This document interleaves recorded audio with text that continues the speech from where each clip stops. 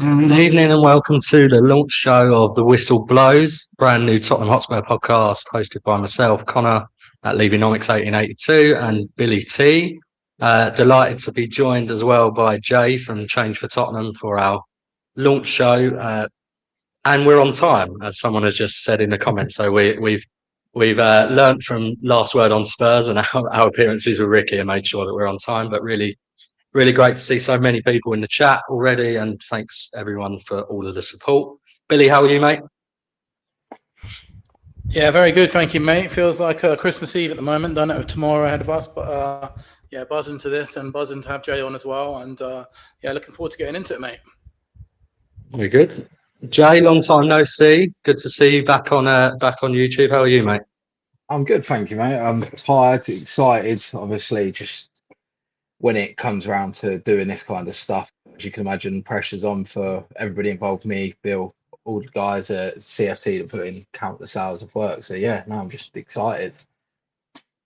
Yeah, I have to say, it's probably the most buzzing I've actually been for a Tottenham game in some time. And it's not for the actual game itself, it's for the protest and meeting up for beers. So yeah, thank you for all the hard work both of you do in terms of that. And I think Billy, I mean, you've done about 24/7 on YouTube, right, for the last week, right, plugging the show. Be sick of my voice by now, aren't they? But save the best till last, of course. This is my last one before the protest, I promise. No more 6 a.m. get ups either.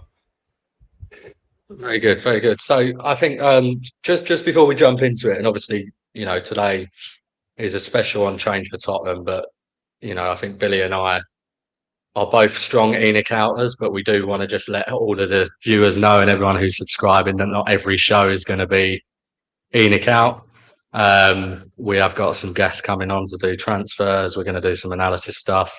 Obviously, with me on here, we're going to do some of the finances stuff. So, yeah, really appreciate the support. And as I say, appreciate the support from other YouTubers as well. People like Sean and Sava, Ricky have all been fantastic in plugging the show. And our next show will be on Sunday as well. So we're typically going to do midweek and Sundays. So please feel free to subscribe. And as I say, keep an eye out for those shows coming up. Jay, I'm going to start with something a bit different before we get into the Change for Tottenham stuff. And just want to find out a little bit more about you as a Spurs fan. So first question we got for you is, who's your favourite ever Spurs player? Jermaine Defoe. I don't think there's anybody that'll pick that, and maybe a sneaky dash of Roman Pavlyuchenko in there as well. Just people that I grew up idolising is when I was playing football when I was younger, sort of the go-to players. So yeah, it was quite an easy one to latch onto one of them players, and one of them still will probably smash it in this team if he was to come into it. Bill, what about you, mate? Similar era, mate. I've got to go Aaron Lennon, my favourite player ever. I just always loved him, and loved being at the stadium when he got the ball and everyone used to stand up. That was my I love the shout for Pavlyuchenko, by the way, because that was a cult hero there. But yeah, definitely Aaron Lennon. What about you, mate? I think for me, Luka Modric, even though he wasn't at Tottenham for that long, I just love that type of midfielder. And obviously he's gone on to be amazing. But yeah, I mean, in terms of Tottenham legend, it's probably Sonny. Given as well, obviously lifting the Europa last year. But yeah, I think it's John's just said we're probably making people feel very old with because we're all a similar era there. But it's surprising we didn't pick any of the current players, isn't it? There, I think that sort of shows the state of the club at the moment, which we're obviously going to come on to. So I think as well, Jay, it'd be just good to hear a little bit about whether you're a season ticket holder, how regularly you get to go over Tottenham. When did you become ENIC out? Because I think that's quite a nice segue into all the Change for Tottenham stuff. Yeah, so I used to be a season ticket holder. I'm not anymore, obviously, as Bill's aware. I'm in the process of moving to Australia. So I handed my season ticket back just before we went to Wembley. It was last season, so it was just before my dad passed away. Just decided to hand it back. Obviously, I have my own family starting up and other financial burdens. But yeah, I sort of become ENIC out towards the start of the Pochettino, towards the middle of there, because obviously that's the first time you start seeing the technical side of things when managers are saying, oh, we've got this, we need to improve. And you could have seen that team with Carl Walker, Danny Rose, Jan Vertonghen, Toby Alderweireld, how good it was. And instead of building on that squad, the board that are still current, they are still current, watch that team deteriorate more and more and more. And we heard all the empty promises of the game changer stadium that was coming in. We heard all the empty promises of we're going to replace these with superstars. I still don't think you could get a better right back in that era than Carl Walker. And that's the truth. He was that good. So yeah, it's just been one of them things where I've grown more and more passionate about it. And it's just one of these things where you can turn up to these things with a group of people that you don't know and become mates, and sort of that's one of the bonuses of it. Yeah, for sure. I mean, I think everyone has got a breaking point. I think with ENIC, I think to be honest, I was actually a bit later than a lot of people were. The Brian Daigles of the world, almost from day one. I've got a mate who's in the chat, Shaz. He called out Levy and ENIC very, very early, and hasn't he been proven right? I mean, but for me, it was probably, I gave them a bit of extra time. I let them settle into the new stadium for a little while because I believed,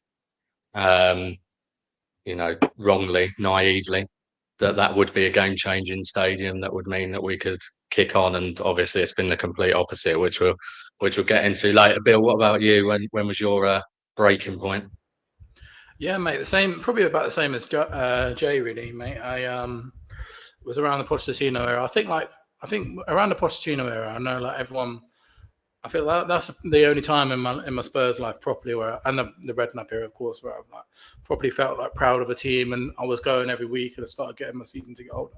I know my first proper season going week in, week out was the season before the last season at the Lane, so it's a good time to get going with mates and that. And then I went to every home game in the last season of the Lane, and then that was when it started to realise that obviously the new stadium and everything like that, and then the promises that were sort of made and like unfolded before our eyes, that actual team managed to get no trophies. And I don't blame Pochettino for any of that, to be honest. I think we were talking about it yesterday, Connor, weren't we? Like when you look at the bench of some of those games, people like Vincent Janssen and Kudu and G on the bench, and we had an incredible 11. That's when the alarm bells started to ring, really. And obviously, what happened next, we've never really recovered from. I know we're going to be talking about later on. We're going to be talking about ENIC in a bit more detail, but not back in Poch, I think, was unforgivable, and I don't think we've ever really recovered since. I think every year since the new stadium and Pochettino going, there's been a steady decline. Yeah, I think that's spot on. And look, I think with Pochettino, the job he did was in spite of the ownership, not because of the ownership, for sure. And you're spot on. I mean, you look at the benches for a lot of those games and the backing he got during his sort of time there. I mean, we're going to come on to some of these reasons later on when we talk about top 5 ENIC mistakes, right? But behind Jan and Toby, you had Carter Vickers and Vimmer as your sort of centre back depth. And you look at what City have done today, for example, with Guy and what Woolwich have got in terms of centre back depth, and compare.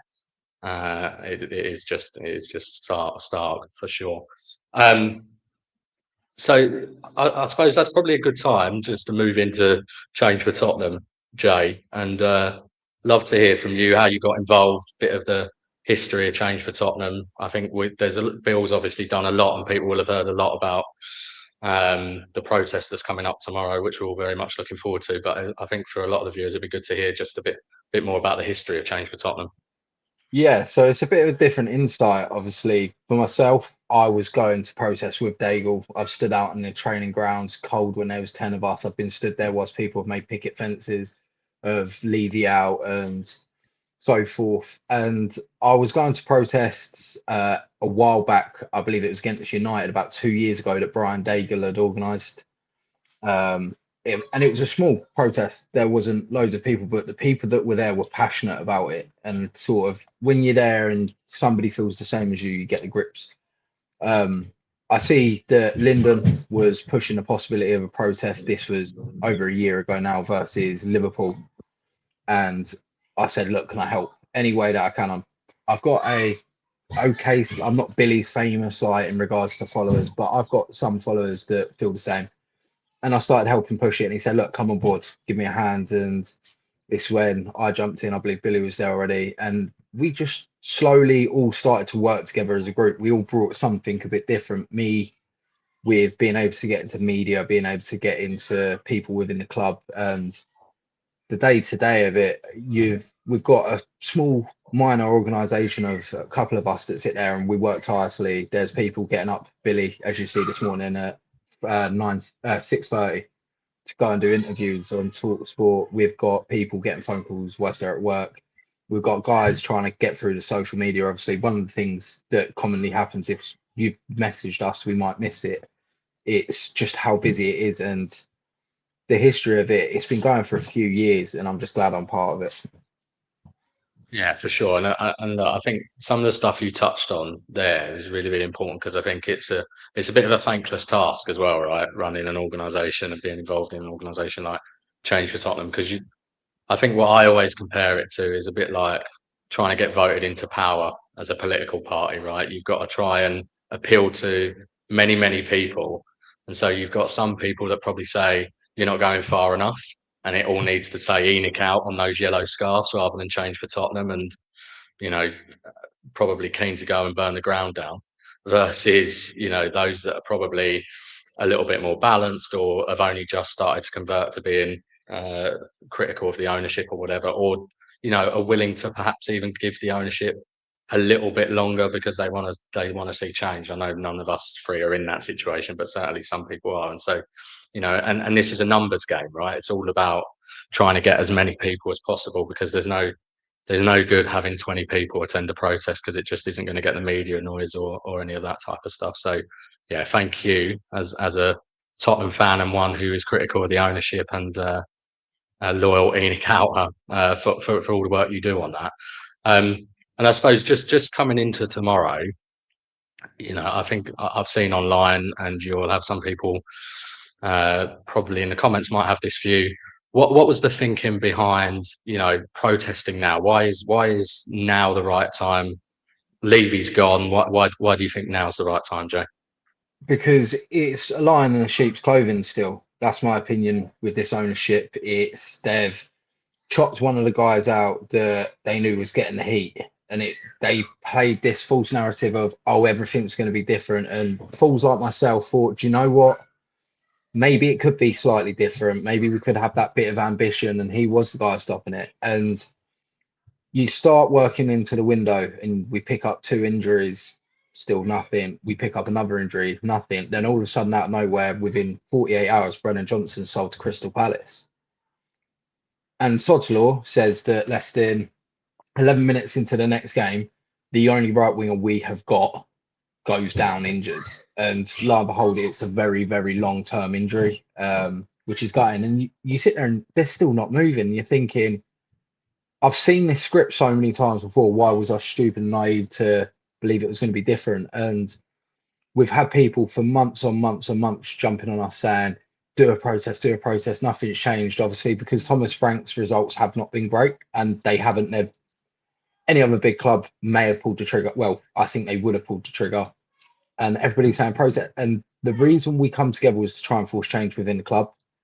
It was hard to sit there and say, oh, well, it's not ENIC's fault, Thomas Frank's doing poorly. And it gets further and further in. ENIC seem to be hiding behind false promises, and you want further evidence that things are sort of clicking when we do protest. All of a sudden we sign a player. I think we've been linked with about 10 players this week, compared to last week before this was announced, we wasn't linked with anybody. So yeah, it felt like the right time. And even though game's not on TV, we know they're going to be there watching. We know they're going to feel it. We know the media are going to be picking up on it. And if we waited until the end of the window, it's too late. What can be done after that? So if we go now and we try and force their hand, then hopefully we can see a bit of reaction out of them. I agree. And Bill, what I suppose one of the questions you quite often get, and I mean you will have answered this on other shows, I'm sure as well, is what does success look like for you tomorrow in terms of the protest? What are we thinking? What numbers are you hoping for? Obviously, as Jay says, it's it's a game that's not on TV, so there probably is a little bit less media type stuff that you'll get. But I mean, you've done the rounds this morning, as Joe said, on TalkSport. It probably isn't as planned as in advance as the United one was. I don't think. I think that one had a few more weeks, but obviously we had to be a bit more reactive with this protest because of the jam window. But what are you thinking in terms of numbers, mate? Yeah, so it's an interesting question. Obviously, this is our first protest of the season. We weren't planning to protest this early into the new era, but obviously they very quickly revealed themselves, I think. So this is our first one. We decided to go in January for all the reasons that Jay said. I think they've already sort of let us down with the first window opportunity. We had loads and loads of people messaging us and saying, can you protest? So we've gone for it because we always listen to what our members want and then go for it from there. And so it's really difficult to gauge numbers. But what I would say is our online support for this protest has been probably the best that we've ever had. Would you say, Jay? Like usually we get about half people would say to us, "Why are you protesting? Why are you doing this?" And even the Man United game, we had loads of responses saying, "What are you doing? What this is going to do to the players and all that." This time we've had very little pushback from anyone at all. Very, very minimal. The support has been unbelievable. So hoping that we get some big numbers. Obviously, it's really difficult to put a quantify on it, but I think as long as we get a good amount of people making a bit of a racket, getting some pictures, getting some banners together, making some noise, that'll be a successful protest. And I think in terms of what is a successful protest, I think there's loads of different answers to that. Obviously, what we're trying to do is send a message to the board that will sit up and take notice of it. And already in the media, we've been in TalkSport, we've been in pretty much every national paper that you could imagine. Tomorrow, or this weekend, we've got an athletic piece drop in. We've got a standard piece drop in tomorrow as well. We've been in the Telegraph, Daily Mail, across all of the newspapers as well. Been on TalkSport today. So that's already success in some ways because I know the press, the club will be reading all this media.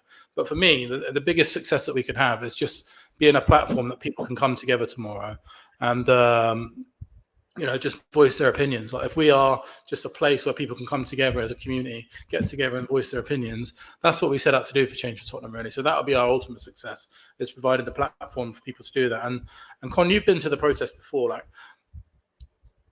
How would you describe the community of the feel of the events? Because obviously on the news you get these protests and there's people screaming and shouting and violence and all that.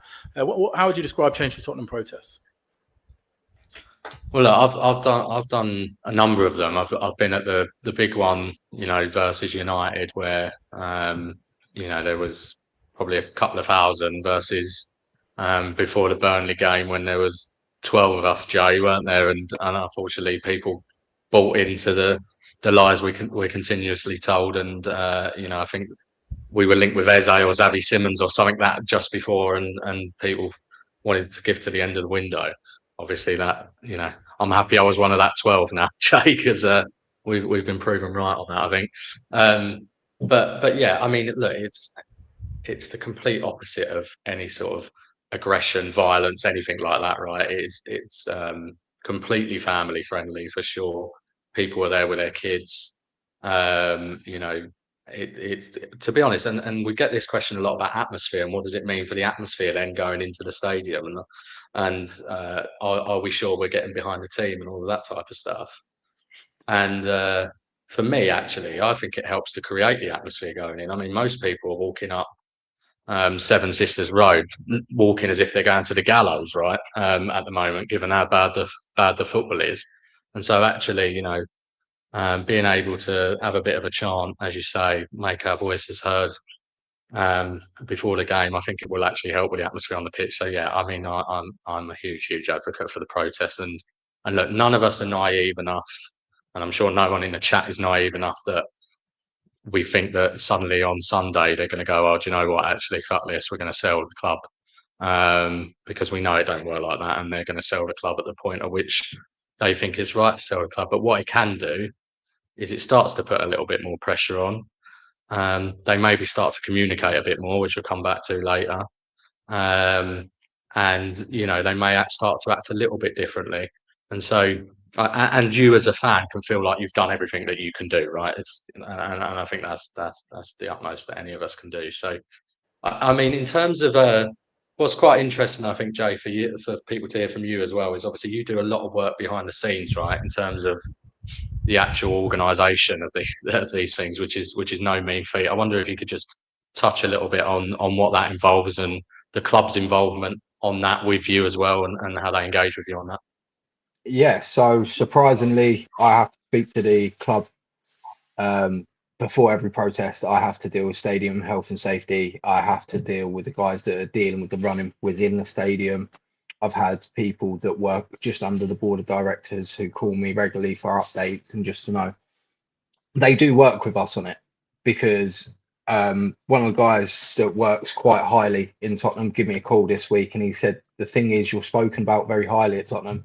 The way we conduct it, we're always organised. It's always respectful. So the one thing we have to make sure that as Change for Tottenham, we do always apply is, we understand people are frustrated and they want to say some things. There's certain things we can't endorse being said.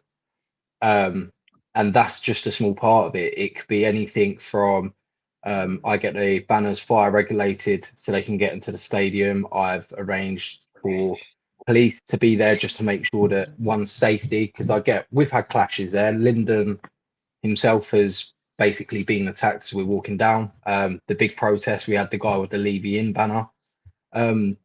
There's a lot that goes into it, and it's sort of, I get home from work and I'll have to speak to Met Police. West Ham, as you understand, probably one of the tastiest fixtures of the year, just because one, it's a game where we don't like each other. There's always a bit of commotion there, and the police have called and said, look, we're aware of what you're doing. We're happy you're doing it. We're happy we're in contact. This is a contact for that day. So being able to deal with the ins and outs of it it's one of them jobs where, as you said, it's not really sung, and I don't want it to be, because at the end of the day, it's something that I am passionate about, and I can't be giving these owners any more time. No, I agree. And just on this question here, Bill, from Doris, in terms of the thinking behind meeting at the stadium, I know we've done a few different things, right, with the protests. Obviously, I think normally we march from a little bit higher up the Seven Sisters Road. So what's the thinking behind being so close to the stadium for this one? Yeah, it's a really easy answer actually for this one. It's this is our first winter protest that we've done. Usually when we're marching down the high road, we're in shorts and t-shirt and the sun's out. We had unbelievable weather for that Man United day. I remember it well. This is our first winter protest, so we don't want people to be gathering around in the cold from miles away from the stadium, then having to walk down. So we thought if we meet up near the stadium, people can come and go as they choose, show their face, take part, and then head into the grounds together. So we're not meeting miles away from the stadium, so we don't have to walk down in the cold together, basically, because I have checked, and apparently it's going to feel like 4 degrees tomorrow, and a bit of a chance of rain as well in the morning, but not when the protest is taking place, luckily. So simple answer is just because we don't want anyone hanging around in the cold.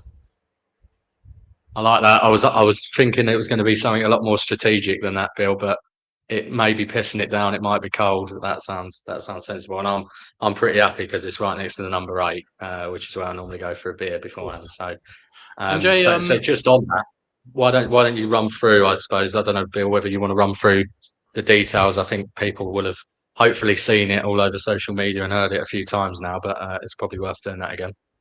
Yeah, so the protest is going to take place at 2:00 tomorrow. Outside the Corner Pin pub on the Park Lane roads, right outside the ground, right outside number 8, right outside the Corner Pin. You won't be able to miss it. People are going to get together, chant banners, get together and meet there at 2:00. And then about 2:30, we're going to head into the stadium together as well to continue the noise into the stadium. And a couple of people have said, what are you doing in terms of the match? Obviously, Change for Tottenham is always about supporting the team, not the regime.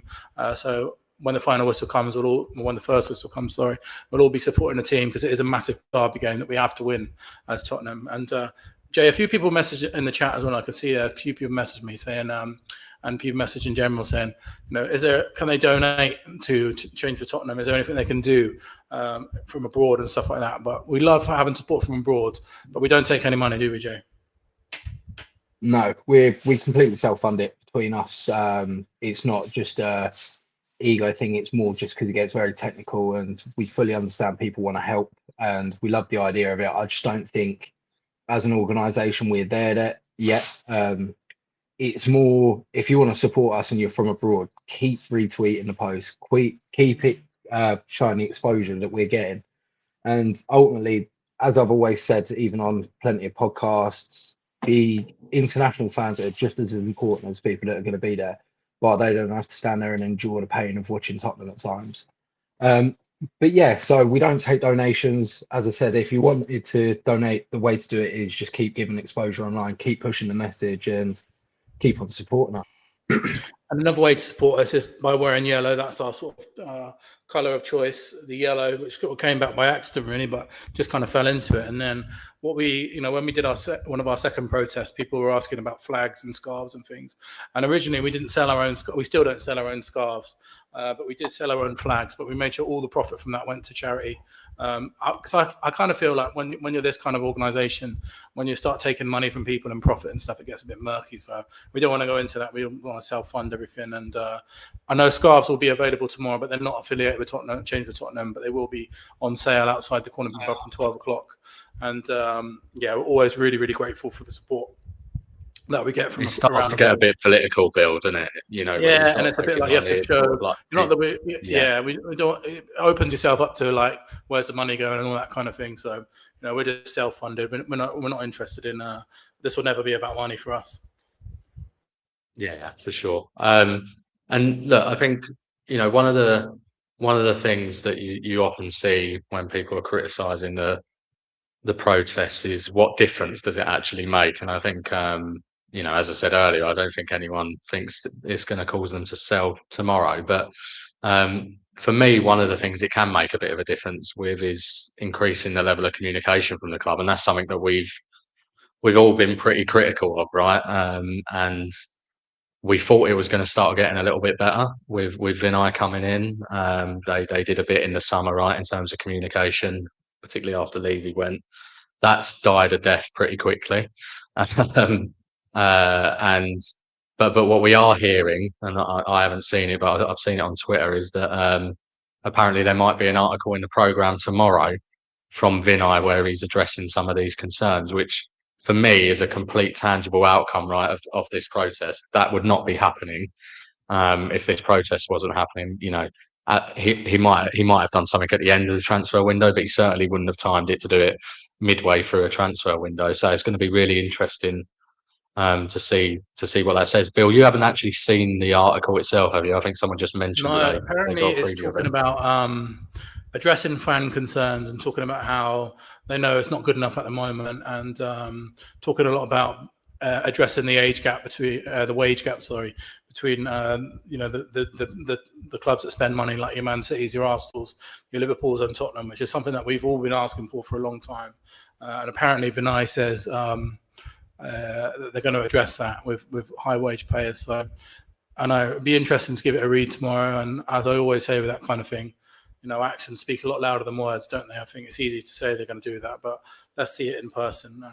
And it's interesting because we had loads of videos at the beginning of the summer, didn't we, with Vinay, and it seemed to be a video every week with Lang and Vinay, and we haven't heard anything for a while. So I think that's a good sign of the protest. I mean, obviously, they must be sort of aware of it, because the club contacted Jay for one thing, didn't they, Jay? But the media attention and stuff like that, hopefully they're sitting up, and if it can make a slight bit of difference somewhere, then that's all good. But hopefully the big thing is we can all get together and have a nice meet up together tomorrow. That'd be really good. And like you say, Connor, I think it's one of the Spurs games I'm looking forward to the most all season, just because it'd be good to get to see everyone.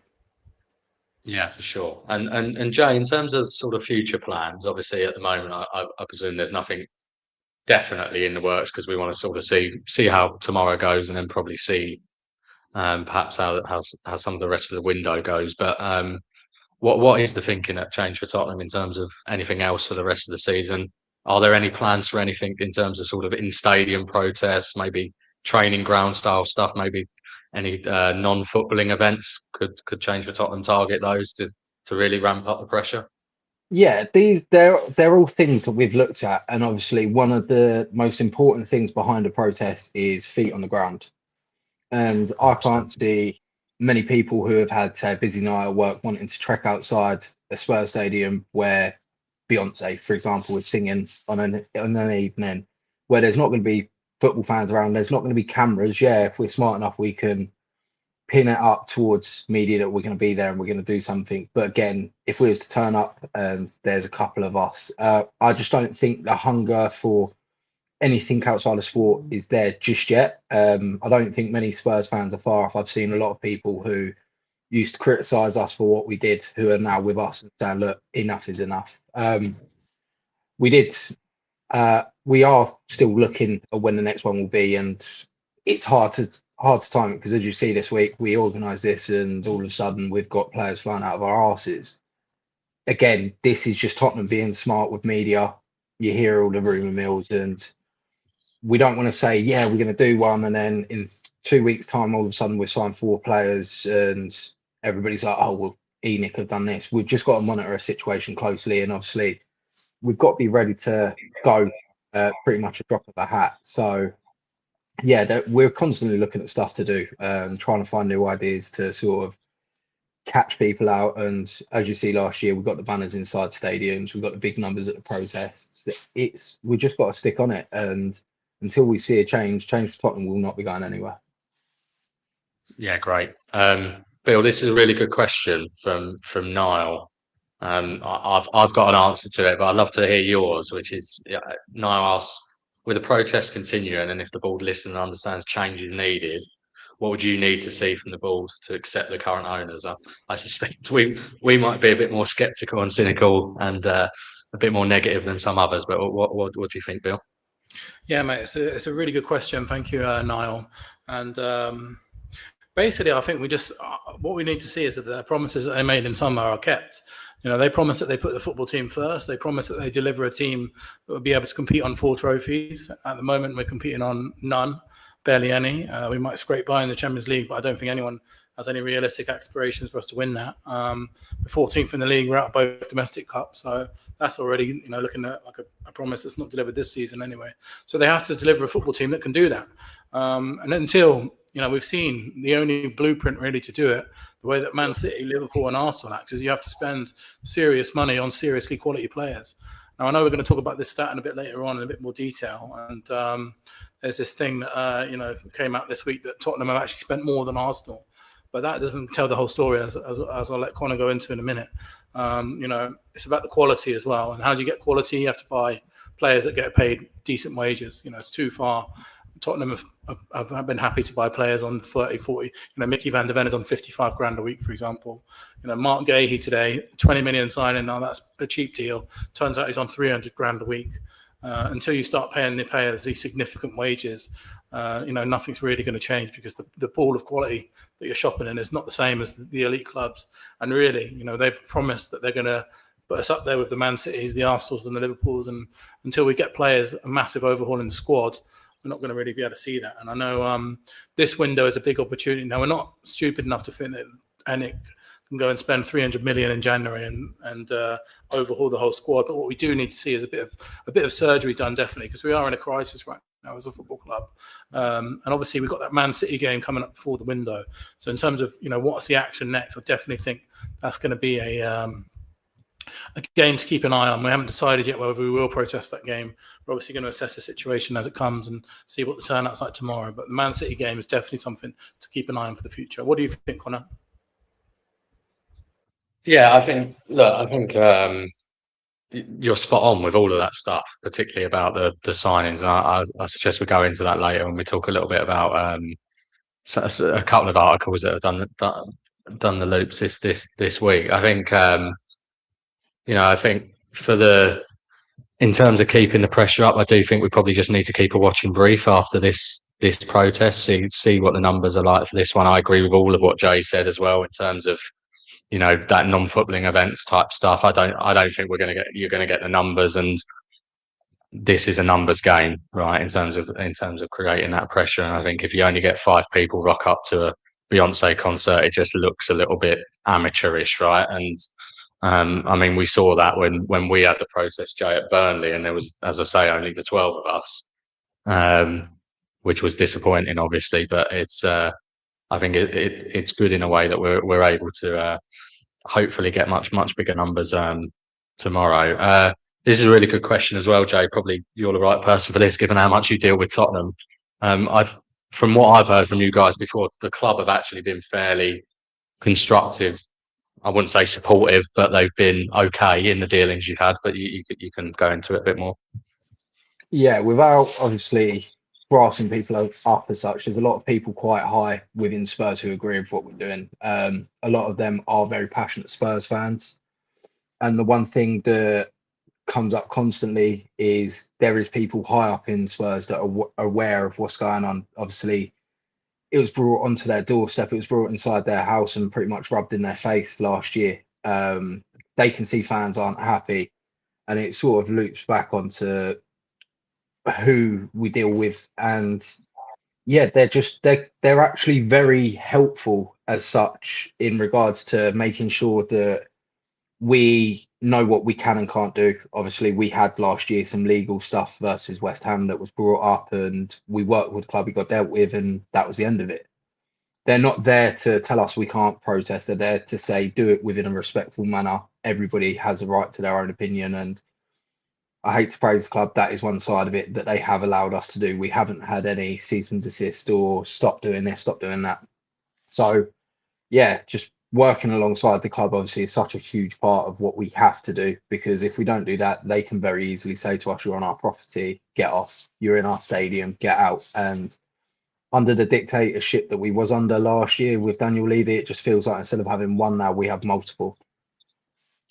And in terms of some of that stuff, they maybe are a little bit more sensitive to. This is a really good point from Mark, right, in terms of banners in the ground. I think there was that famous picture of the very famous banner. I think it was the ones talking about how many managers and trophies, right, and how many years.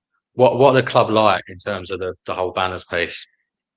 So they were quite pissed off when we snuck them in, and it's just due to other fan safety. Obviously, if somebody decided to get a lighter to the end of it and it hadn't been tested for fire certs and stuff like that, and that goes up, you have the potential of hurting people within the stadium. Their public liability comes under scrutiny because people weren't searched. They didn't search us getting them banners in the first time. I think they wised up to it after, and the comfortable compromise we came to was that we get them fire regulated. We haven't put through the certificates that we shared with the club. Pending there's nothing abusive on it or aimed to one direct individual, they won't ever stop us taking the banners in as long as we go through the correct channels. That makes sense. Yeah, that was a bit of a turning point for us, wasn't it, Jay? Last season, like we planned the banner out because we were trying to think of new ways to protest. This was before the Man United game, actually, and came up with a banner, bought it ourselves, designed it ourselves, and that picture of the banner in the ground got more media attention than anything we'd ever done before. And it was a bit of a turning point for us, really, because it really put our name on the map in terms of the media. And that famous picture of the 25 years of ENIC, whatever it is, however many managers, one trophy, that was a bit of a turning point for us, because then we could, that was on Sky Sports News, it was on Talk Sport, it was in the papers, and then people were starting to sit up and think, this can actually get media attention as well. And then obviously going into the Man United protest, that was insane. The media attention that we got there. I don't know, Jay, you're pretty good at this sorting this kind of stuff. How do we sometimes we get reached out to, don't we, for the media, but sometimes we have to go and seek it ourselves. Yeah, I mean, this time round, this is where it loops back around to what Billie was saying earlier. We've been approached by that much media with they're frantically trying to sort it between us, who could do what, who's free to do it.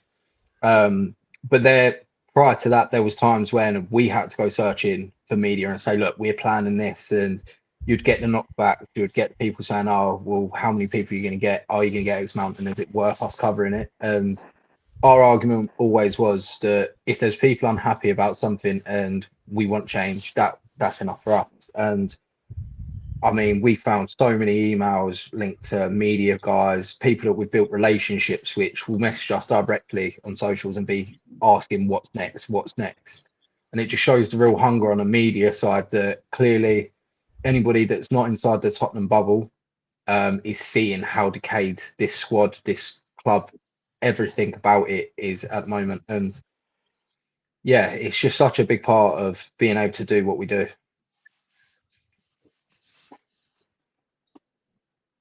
Yeah, definitely. I mean, look, this is I see there's a couple of comments from JS here around, who do we want to own Spurs? So I suppose that's almost the next part of it. If we were fortunate enough to actually change this current ownership, who might we want to own Spurs? What does that look like?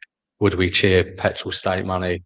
I'll take it first because I've got, I've probably discussed this at length at times. And look, for me, I think, and this is only me personally, others will have other views, but I struggle with the whole morality argument around what type of owner you end up having because, to be honest, people, for example, have a moral issue with Qataris, say, owning you, but then, very happy to shop in Sainsbury's, and Qatar Investment Authority owns a certain percentage of Sainsbury's. And this money is flowing through our economy and every sort of decision we make all of the time. And so I think you can tie yourself in knots pretty quickly if you're going to have a moral obstruction to that type of thing.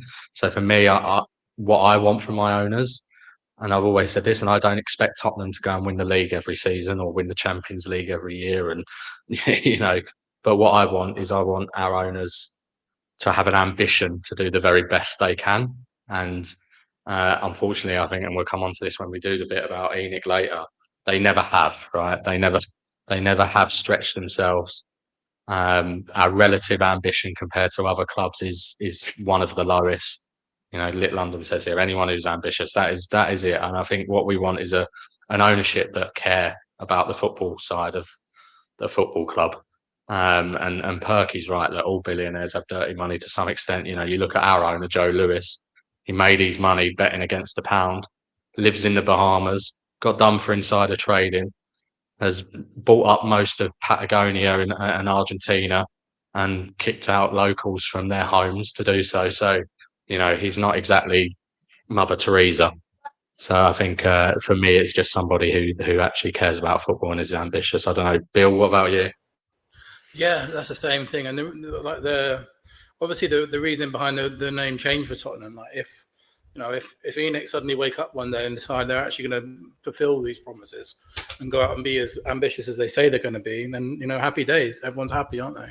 We just want owners that are ambitious. If they're that ENIC, great. That's all we want. But I would suggest to look at 25 years of evidence of saying, are they likely to do that? Well, they've not done it in 25 years, really. So that's a quarter of a century of evidence you got there. So I wouldn't suggest a leopard changes his spots after 25 years.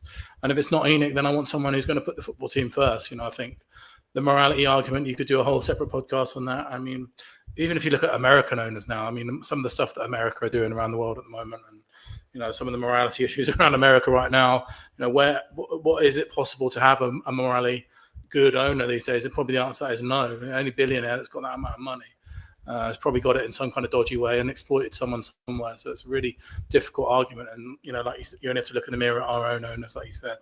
They're not exactly the best people in the world. Don't forget, we were the first football club to furlough their staff. We've constantly been exploited as fans, showed that we don't have much contempt for us. So I think it's really difficult to find any kind of owners that are morally, in the good light these days. So that's an interesting answer. So I think you have to be selfish as a football fan, don't you? And just say someone that's going to put the football team first. Football is absolutely full of morality arguments every single day.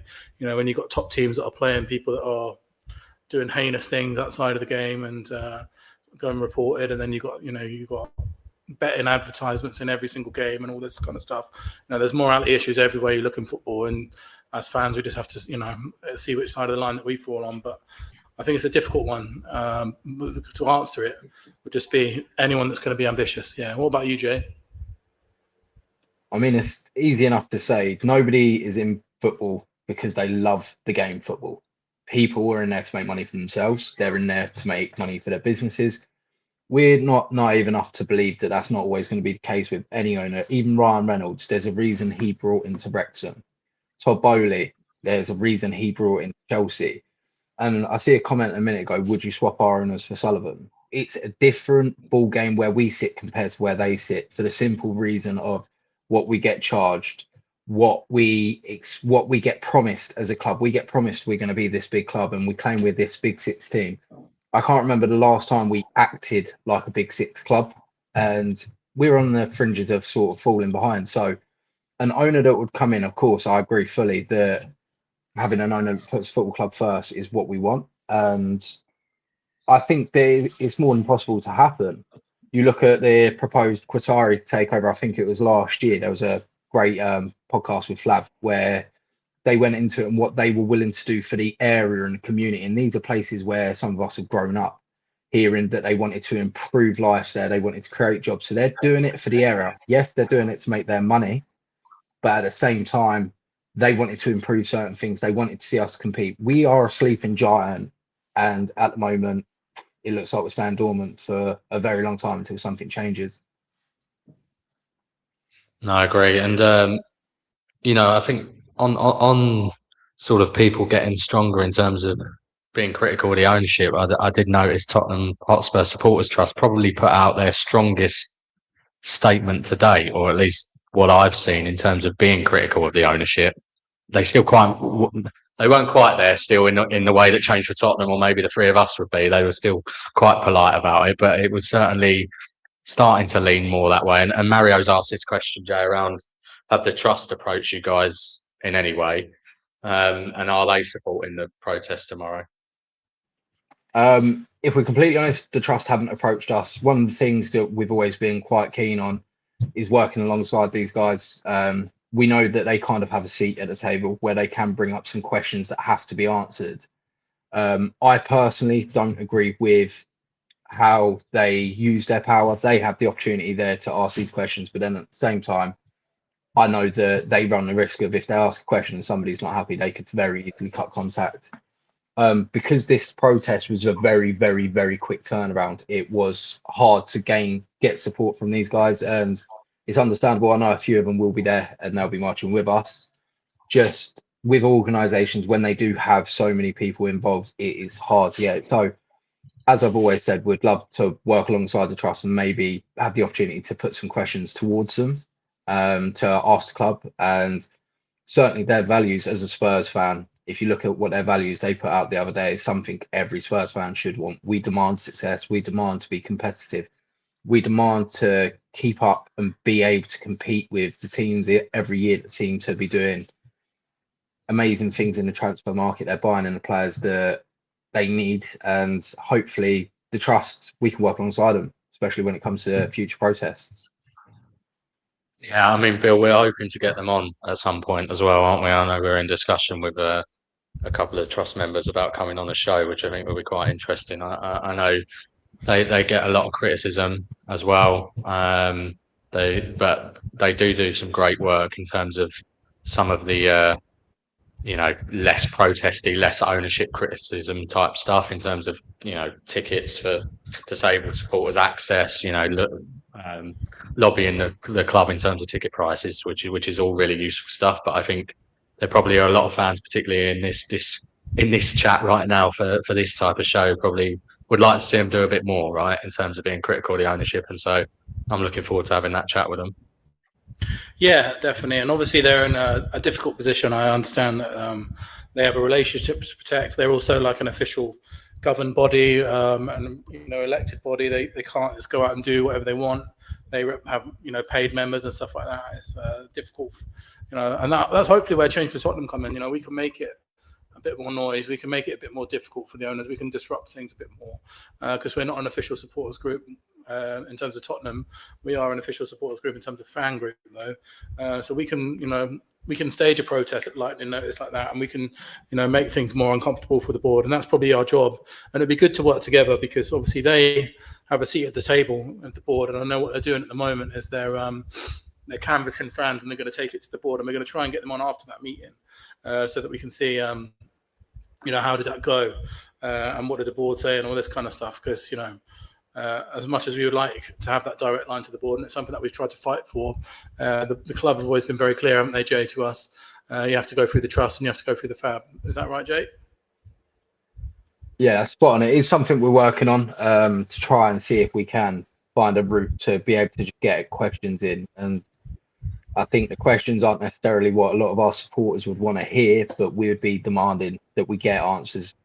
As we've spoken about this interview that's coming out tomorrow, there wasn't a chance it's coming out for a January window. This is okay, the fire's got hot, we need to do something to cool it down. For me, they've had their time. If they wanted to show what they meant, it would have been ready. Our transfer strategy would have been done. Instead, we are being reactive. So yeah, this is something we want to try and do, be able to get in and speak to these guys at the club or even ask some questions. So yeah, it's just going to be a long process. Obviously, we've been on a journey for a while now, and it don't seem like it's ending anytime soon.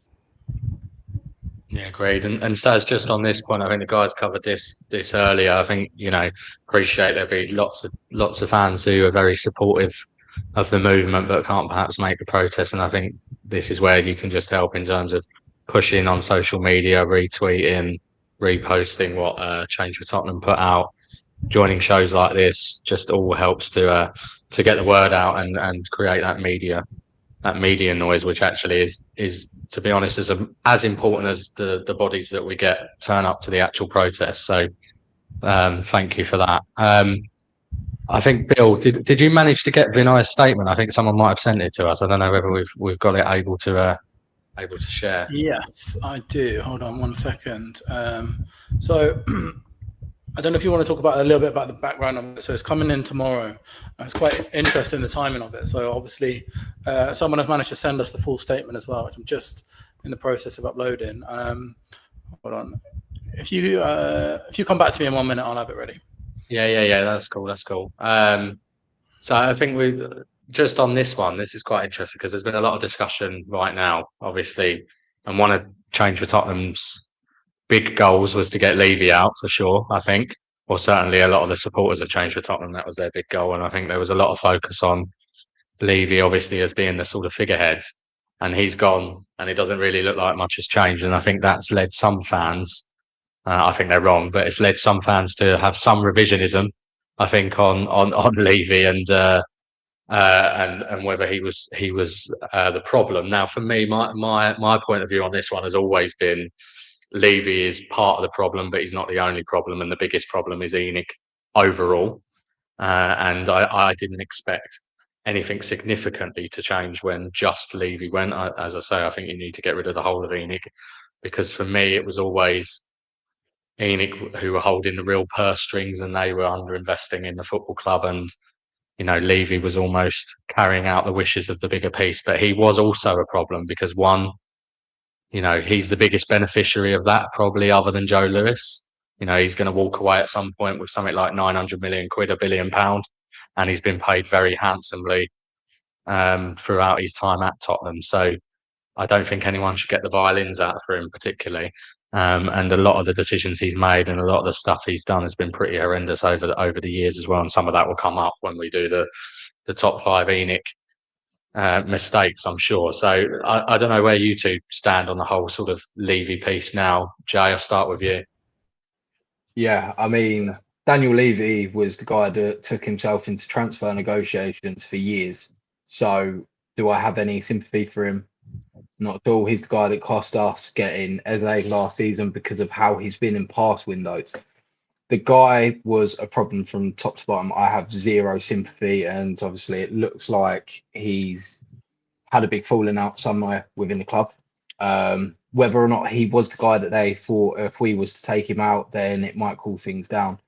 No, when we want to be a big club, we have big expectations. And just because you've lost one of the problems doesn't mean they're all resolved. And he's still part of ENIC, whether he's part of Tottenham Hotspur or not. I dare say his name's on the document. His name's still going to be going across. He still has a controlling stake in Tottenham, regardless of he's the one making the decisions. So when it comes to do I have sympathy for Levy? Nah. What about you before you come on to the Vinay statement? I'm buying you some extra time, mate. I've got it ready now. I appreciate I'm ready I'll get you to do that on the fly.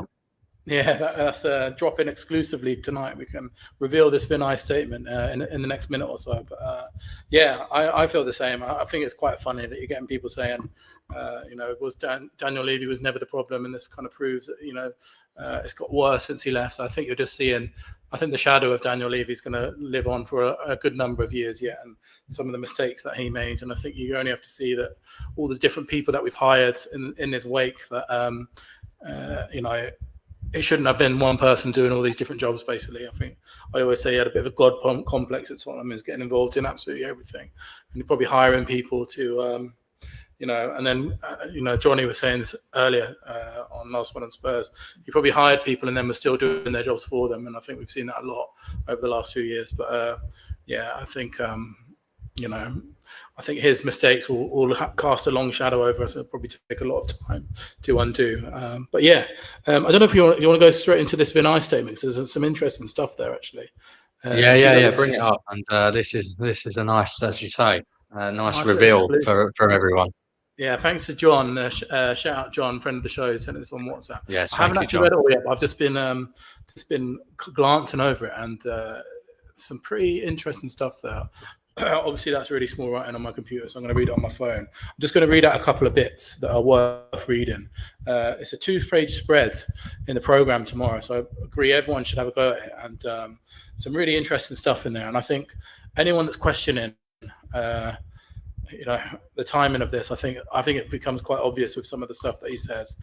I think this message is definitely a reaction to what's going on, and the sort of support that Change for Tottenham have had, and the general disgruntlement in the fan base, because this is definitely so he's sort of saying it is because it's halfway point through the season, which is why he's doing it. I think it's pretty random of the time, and I would suggest having it the same week of the protest is more interesting. Talks a lot about, he's got some different subtitles. He talks about player trading. So he says, so we believe in our current squad, but must add more quality, experience, and leadership to compete consistently at the highest level. Doing so requires a more proactive approach to recruitment, which is something that we've just been saying for the last half an hour or so, alongside a wage structure that supports our ambition. So there you go. Again, saying a lot of the things that we all want to hear. But I would suggest to all of this, actions speak louder than words. We are fully focused on strengthening the squad in January, where the right opportunities exist, while recognizing that the most significant player trading activity typically comes in the summer. Our priority is to make signings that generally move us forward, and we will be disciplined about that. He also talks about selling. He says player trading is also knowing when to sell. Doing so is essential. He talks about the appointment of Rafi Morinson as well. And talks about Johan Lang. He calls our sporting director Johan Langer. So there you go. There's no mention of a new sporting director at the moment. It says Johan Langer is our sporting director, so that could be a big exclusive that we got there. There's also some bits about the academy, and there's also some bits about player support and development as well. But this is a really key bit here. He talks about the supporters in the statement. I'll just move on to the next slide. So he says, perhaps most importantly, we know there is distance between the club and our supporters. So he's literally admitting about the distance between the club and the supporters. So with your input, we have conducted initiatives such as new Sonny mural, ticketing changes, and continuing to work closely with the fan advisory board, trial and singing section as well. He wants to make matches much more accessible for younger fans and talk about that. But it's quite interesting that he says Tottenham cannot exist without you, our supporters. We are built on the loyalty, passion, and commitment of those who follow us, and we do not underestimate what supporting our club means. Your dedication matters deeply. Thank you for your ongoing support. We are determined to deliver a future that reflects it. So lots of positive noise in there, but I would suggest actions speak louder than words. But Connor, what do you think about him admitting that this is the words that he uses? Perhaps most importantly, we know there is distance between the club and our supporters there. That's the first time I've ever heard them admit that. Yeah, and look, I'll never criticise more communication on this type of stuff. I mean, I think this is absolutely a direct response to the protest. So, as I said earlier, if people want to see a tangible outcome, here is one. But for you, what you said is obviously spot on. Actions do speak louder than words. Their actions to date don't support that they're any different. I don't think particularly, but that being said, it is still fairly newish, right? But yeah, I mean, and Vinay is a master at this whole sort of PR spin and communication type stuff. So it doesn't surprise me that he's put out a statement touching on all of the things that we are all concerned about. So I don't buy it yet. I'm still cynical. I'm still skeptical. It's good to see the club acknowledge that difference, as you just said. I think we're seeing that. And yeah, it's newish in inverted commas for sure, Ed. I think we're seeing that with the way the players are, with our fans as well, right? And there is, I think a lot of football fans probably feel this quite generally as well, that there's a difference and there's a gap that probably wasn't there and is getting bigger and bigger because of the fact that, fans are struggling to pay for tickets at a time when players are paid hundreds of thousands a week, and there's always that feeling of that disconnect between players, the club, and the fans. But I think Tottenham is one of the worst examples in the league. So yeah, it's going to be interesting what they actually do about it, though, right? As you said, it's easy to say words, but we need to start seeing some significant actions. And for me, some of those actions could be things like that we need to attack the rest of the transfer window. That's for certain. We've already let some of that go. Another big action for me is they've got to sack Langer, and Paratici's gone. Sack Langer at the end of the window and bring in one competent sporting director who can actually take this club forward, give him the autonomy to actually run that footballing side of things. Let him pick the manager if you don't want Frank to be the manager longer term. And I think that's the most important hire that they can actually make. It's all well and good hiring chief marketing officers and chief communications officers who've probably been involved in this, and every other Tom, Dick and Harry, the chief of Teabags and the chief of Staples or whatever else. But let's employ a very, very important, competent, qualified sporting director who can actually sort out this absolute shit show that's going on the footballing operations. Yeah, Jay, do you think the same? What do you think about Vinay's comments there? Interesting that he's acknowledged that the club needs to spend more on wages, more on transfers. Is there anything that we don't know in there? No, but it just sounds like a typical Donna Cullen PR spin. We used to get them all the time where all of a sudden this would happen and a big statement would come out. And for me, actions speak louder than words. I think it's very, very clear that the club might be seeing what's happening on social media and they're trying to react to it. We see this last year when we were doing it, and it's just one of these things at the moment where until we start seeing it, fans aren't going to be happy. We're paying stupid prices to go to games. I mean, the cheapest, one of the cheapest tickets for tomorrow at West Ham was £88. It's a relegation fight. We shouldn't be paying 88 quid to go watch teams that could potentially be battling relegation. I think the realistic thing for us now is Paratici leaving speaks absolute volumes with the rumours that come out last week in a lot of newspapers that he wasn't happy with the appointment of Thomas Frank, and he's leaving, and it's come out like this. He sat down and done a nice long interview with Johan Lang and Vinay saying, I can't wait to build this Tottenham. So what changed in that 4 months? What is he unhappy about?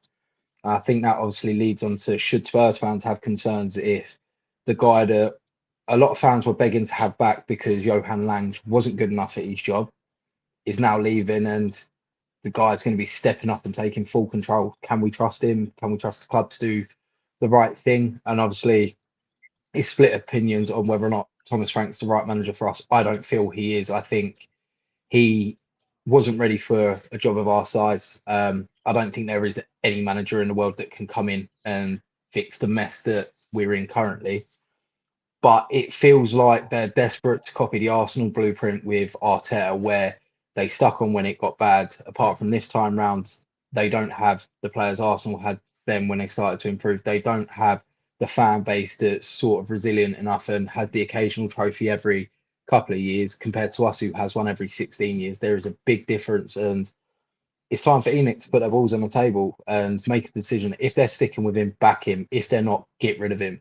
And for me, my concern is it's going to come to the end of the window, then they'll get rid of him. Once we're out of all the competitions, once we're low in the league, they'll pull the trigger then. By then it's too late, and the state we could potentially be in come summer, it's unthinkable. We were saved last year by Europa League. This year, if we don't finish up with European trophies or we don't finish up in them places, how are we going to have pull to bring players to Tottenham Hotspur? Yeah, I agree. And look, for me, the whole Paratici nonsense is one of the main reasons why I'm so supportive of this protest, because that is just an absolute shit show, right? In terms of, I mean, I said back in the summer, at the end of the summer, they should have used that opportunity to get rid of both Langer and not re-employ Paratici because of the fact he's got a bit of a murky past. And to be honest, I think he's a bit overrated anyway. He's responsible for this, part of the reason why this squad's in the mess it's in. And they should have employed that person in September the new sporting director, and then to have him leave 3 months later at the start of a transfer. I mean, it's an absolute clown show. And I know there's apparently personal reasons, and he's got a new missus and all of this type of stuff. But come on, it is just ridiculous. And so, yeah, I think. I mean, looking at the chat tonight, it looks like most people are pretty supportive, which you probably would have expected.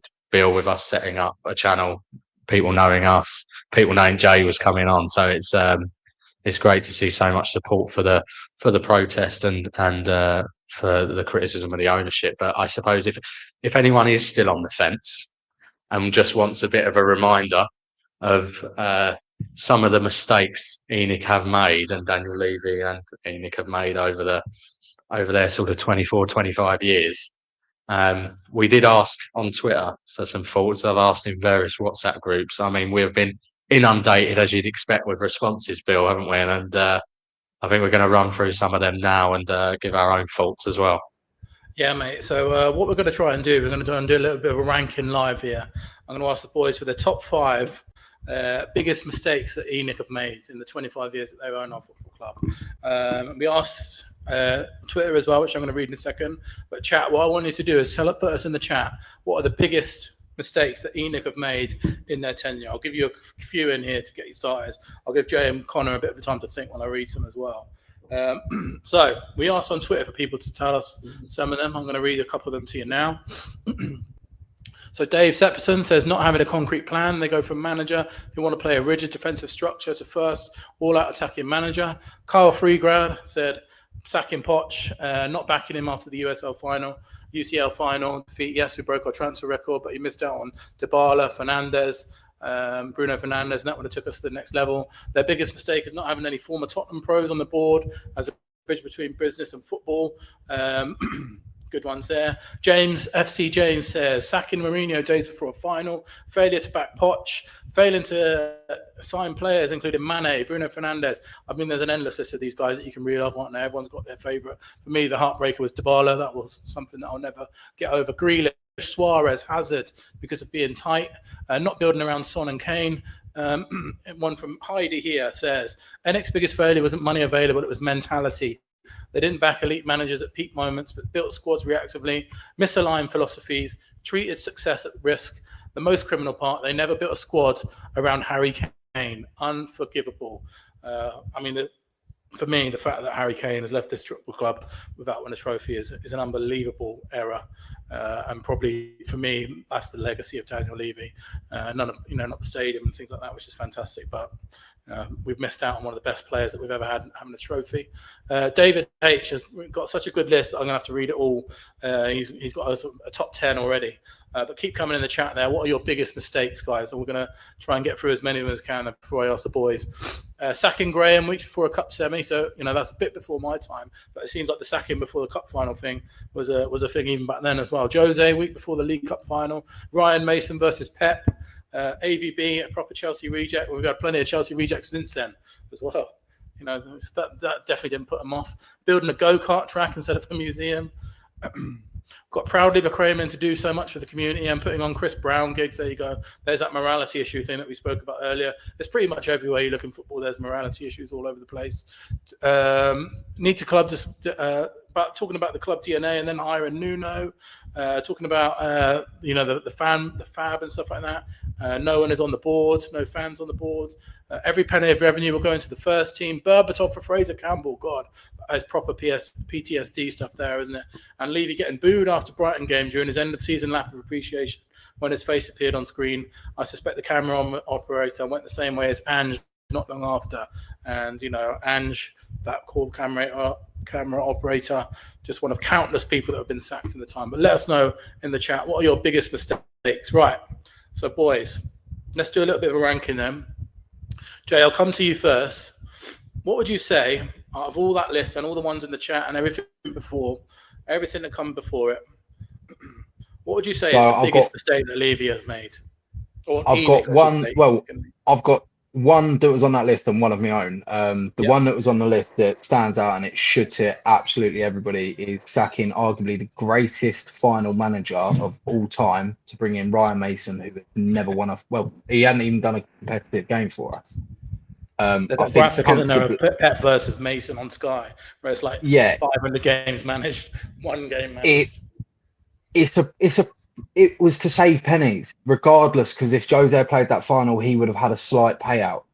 And it was just a typical Daniel Levy thing of trying to save himself and the board of ENIC a couple of pennies. The other one that stands out to me, and every time I think back to that Champions League final, I think to Hugo Lloris's interview when he left Spurs. They were given participation watches before they played the final.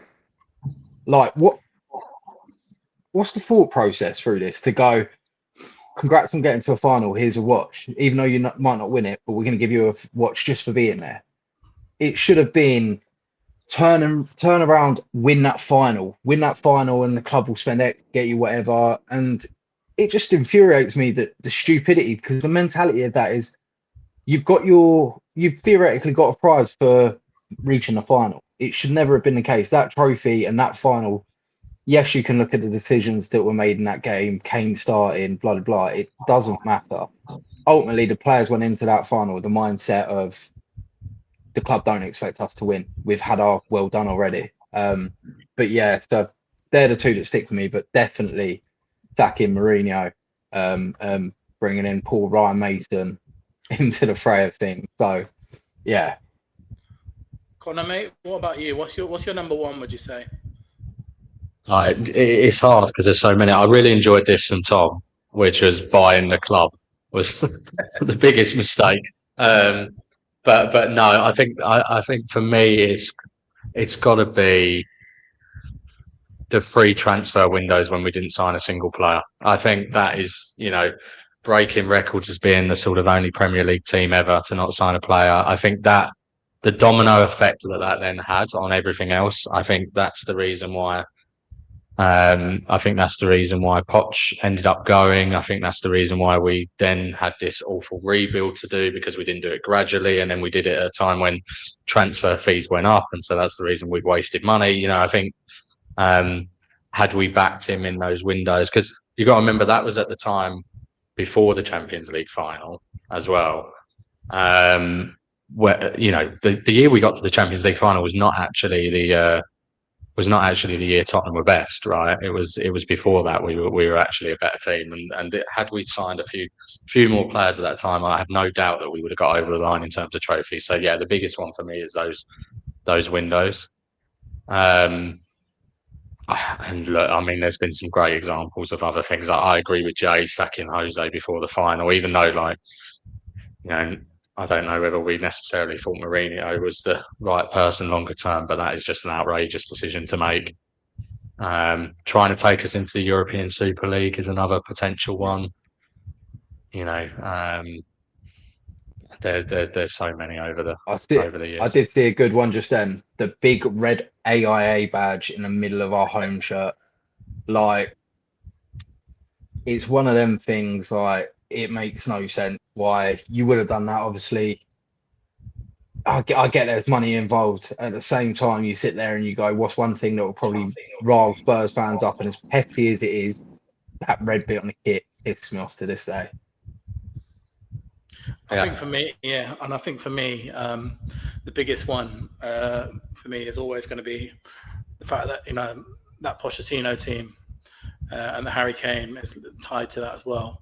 That they both left without winning the trophy, and I don't blame the individuals for that. I blame, the fact that they were not backed. Harry Kane stayed I think that summer, I was reading today, someone tweeted it. That's before that summer started, when we signed no players. Kane signed a 6-year deal and Poch signed a 5-year deal. But we had everything set up to be good, everything set up to be golden, and they messed it up. They didn't back Pochettino. They didn't back us in the new stadium, and they haven't done since. So I've got a little top 5 here then, and what I want people to do in the chat. I've just gone for the ones that you guys said, and So number one, I want you to put a number 1, 2, 3, or 4 or 5, whichever you think is the biggest mistake in the chat, please, guys. Number 1, is it not backing Poch? Number 2, is it sacking Jose before a final? Number 3, is it the fact that Kane had no trophy? Number 4, is it backing, not backing countless other managers as well? Conte, I saw a lot of people putting in the chat. And number 5, is it joining the Super League? Hit us with a number 1, 2, 3, 4, or 5 in the chat. And I think for me, that number 1 is probably the right one there, because you look back now on that Poch era, we're so far behind it, aren't we? I don't know, man. If you look at that, the players that we had then compared to now, I can see a lot of ones in the chat. Yeah. But I don't know, Connor, it kind of speaks, doesn't it, about people that are maybe sat on the fence to protest. People have been saying things like, well, they've only had a few months of this new structure. But for me, I think it's more important to look at the 25 years, right? Yeah, absolutely. I mean, you look over that full 24, 25 years. I mean, to bring something to life for fans, we've only spent in that whole time net on players £600 million, but we've spent 1.6 billion cash on property. And by the way, the club is still saddled on top of that with over £800 million of debt. Right? How do we not mention that? Should have been in the list, shouldn't it? Hotels and all that stuff. Yeah. So yeah, I mean, maybe replace Super League, because to be honest, everyone was sort of in that boat. With the property and the money that's been spent on property and all that crap. We've got some Arsenal trolls just been banned. There's our first banning. Woolwich mug. See you later. Thomas Frank. Yeah. But yeah, I think it's got to be. I think that probably replaces the Super League thing. The focus on property over football. And Jay, what's your? I'll ask both of you this actually. What's your most painful mistransfer? Me, like I said, Dybala. That'll be my one. What's your most painful mistransfer, Jay? Dybala's got to be there. Obviously, I made a joke last night about Leandro Diamo taking 10 years to get to us and never arriving. The one that does bug me was Grealish, the Josh Onuma, because that wasn't just the Dybala thing fell through because of image rights or whatever it was. He was on his way to us. As much as that falling through did hurt, I think it was the Grealish of he told his friends, he told his family, he told the club he was coming to Tottenham Hotspur, and he was proud to be coming to us. And then what do? Offer Josh Onuma and 15 million quid. Both of those players had said goodbye, hadn't they? Both of them. Yeah, both of them said goodbye. So they're both painful. Obviously, the Dybala one was a bit more painful because Ornstein was desperate to stick that dagger in us. He weren't too happy about it happening, and he was in England and all this, and then before you know it, Ornstein was buzzing to type that tweet. But yeah, the one that does stick with me is £15 million. And somebody's just said there, Eze, as much as he might be struggling at Arsenal, mate, he would have been unbelievable. And he made his decision to go there, one, because he's an Arsenal fan, which is fair enough. And you know what? If he'd come to us and dropped Thinker versus Arsenal, if we played them, could you imagine the hate he would get from our fan base? A little bit behind the curtain, me and Jay in a Change for Tottenham group chat with some ex-members of Change for Tottenham as well, and the message coming in that Arsenal are in for Eze, I remember it. I was out for a restaurant, and I wanted to go home straight away. It's like such a gut punch, wasn't it? Before it got leaked, the night before, saying he's agreed and all that, and then that was a gutting one for me. It was horrible because we got told probably an hour or 2 hours just before it come out in the media that he was in talks with Arsenal, and it completely drops. And something which we took 5 days to, and as soon as Arsenal were in, it was a matter of hours. Yeah, it was gut wrenching. So Eze's obviously another one that's there. Gibbs White again wasn't necessarily our fault, even though it probably was somewhere down the line we'd done something we shouldn't have. But this says it. The fact that we can list off so many players is showing the issues that this board have created at club level for us over so many years. And unfortunately, it's going to be for a few years to come unless they do go, or unless they had their opportunity. Come into this window so strong, said to the team, we will pay what you want for that player. We want that player. And ultimately, again, it's coming down to what the final numbers are. Connor, what's your most painful transfer one? Bruno Fernandes was a bad one. I think, because that was at a time as well that, you know, we ended up with Lo Celso instead, didn't we? And that window was pretty Poch horrific when getting it his was hand on. Poch's last window, weren't it? You know, I Imagine him think, getting his hands on Bruno Fernandes as well. Imagine that. yeah. I think so the problem was, I think by that stage, Poch had started to lose interest a bit as well. I think he'd been broken down in the way that we all end up getting broken down by this football club, and you know, because of the lack of backing from before. But yeah, I mean, there's so many examples you can pick. Obviously, you know, to bring some balance to it, you clearly only bring the examples up where we missed out on players that are the ones that you. I'm sure there's some that are the other way around where we've thankfully missed out. But yeah, I think there's so many. But look, I mean, thank you to everyone in the chat for reminding us of all of those reasons why protesting is definitely the right thing to do. And unlike that Arsenal fan who was trolling, said, you know, it's not to do. You know, he was trying to make the point that we've spent more than Arsenal and we're only protesting because Arsenal are top, which is just complete nonsense. Obviously, we're all not very happy about the fact Arsenal are top, but that is not the reason we're protesting. We're protesting because of the relative ambition and what this ownership have done at this club over 25 years. So, thank you again, Jay and Bill, for all your work on that. And I suppose just before we sort of wrap up, obviously there is a game on Saturday as well as the protest, and playing West Ham. I've got a lot of mates who are West Ham fans, having grown up in Essex. And as I can't even remember if you said it on here or on another show. You've done so many, or we've done so many together. We never want to lose that game. We definitely don't want to lose to this shit show of a West Ham team. Predictions. I'll start with you, Jay. I reckon we're in for the most anti-football smelliest game of the year, but it's going to be buzzing. Hopefully, the atmosphere is good. I think we'll win. How comfortably, I don't know, because West Ham do like to score a screamer against us. So I know somebody's going to score a screamer, probably one of their left or right backs, a kid that's breaking into his first game for him. It's a must win, so I'm going to go 2-0 Spurs.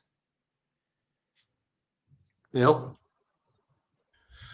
Yeah, do you know what? I'm pretty confident with this one as well. I think, and that's more because of how bad West Ham are than anything that how confident we are. I think we're lucky to be playing a team that are worse than us, and they're in their own crisis. I think when I was on TalkSport this morning, they were talking about, you know, Alan Brazil said this is the two most unhappy fan bases in the country at the moment. And I said it wouldn't surprise me if some of the West Ham fans, you know, are joining us in protest. And I know their next home game, they've got a protest of themselves as well. So I don't think the mood's going to be good behind the fan base, which probably means as soon as there's a goal, it's going to get really toxic one way or the other.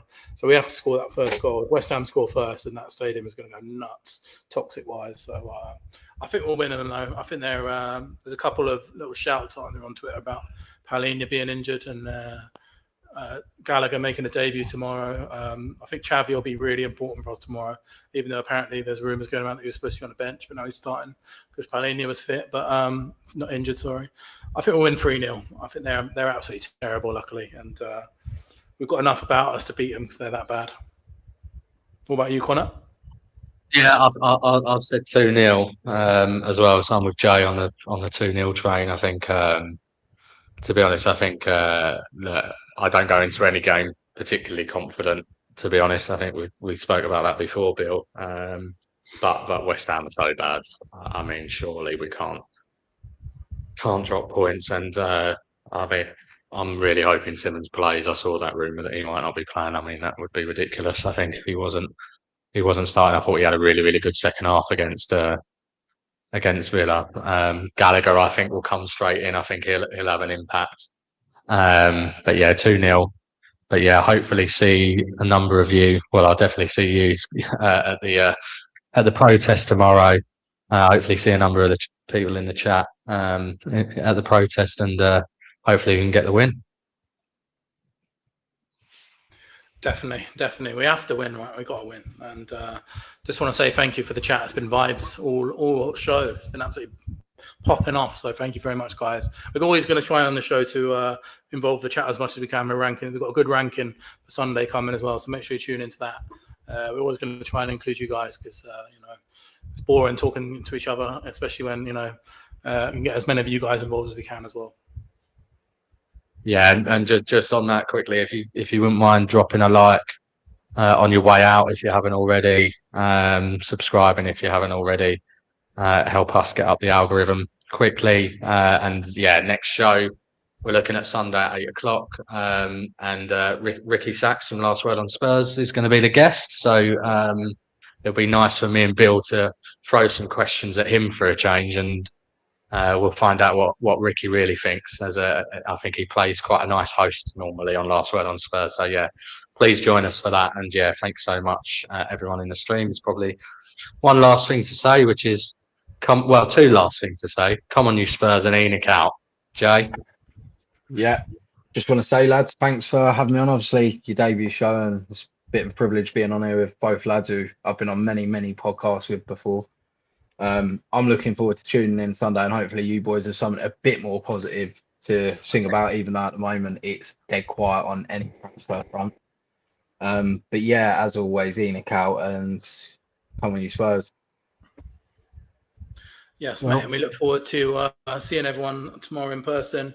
Jay will no doubt be back on, hopefully, or maybe we might have to talk about a certain Man City game protest. Who knows what's going to happen in the next couple of weeks? Let's see. They put it on. Someone just WhatsApp me saying, or someone just tweeted actually saying, now it's in print. They can't go back. In these videos they get lost in the ether, don't they? But now they're in print. They're going to buy players of high wages. So if they don't, we'll be at the Man City game together again, and we'll have Jay back on definitely. What a lovely guys to have our debut screen with. We're actually delighted, Jay, that you joined us today. Cheers. Cheers, guys. Thank you. Cheers.